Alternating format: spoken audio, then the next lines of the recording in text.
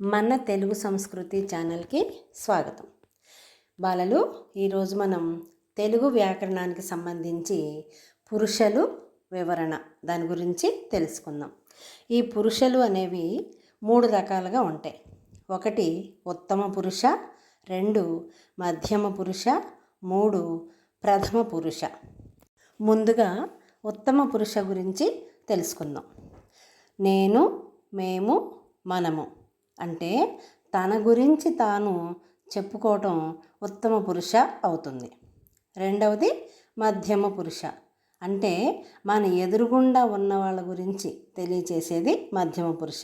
ఉదాహరణకి నీవు, మీరు, మన ఎదురుగుండా ఎవరైతే ఉంటారో వాళ్ళ గురించి మాట్లాడితే అది మధ్యమ పురుష అవుతుంది. మూడవది ప్రథమ పురుష. ఇది తన గురించి తాను చెప్పుకోవటం కాదు, అలాగే మన ఎదురుగుండా ఉన్న వాళ్ళ గురించి కూడా చెప్పటం కాదు, ఎక్కడో దూరంగా ఉన్న వాళ్ళ గురించి చెప్పుకునేటప్పుడు ఈ ప్రథమ పురుష అవుతుందన్నమాట. ఉదాహరణకి వాడు, అది, వారు, అవి. వీటిల్ని సులభంగా గుర్తుపెట్టుకోవటం ఎలా చూడండి. నేను ఉత్తమం, నీవు మధ్యమం, వాడు ప్రథమం.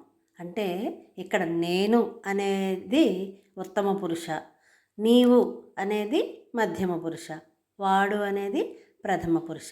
ఇట్లా సులభంగా గుర్తులు పెట్టుకుంటే మనం ఎప్పటికీ మర్చిపోయే అవకాశమే ఉండదు. విన్నారు కదా?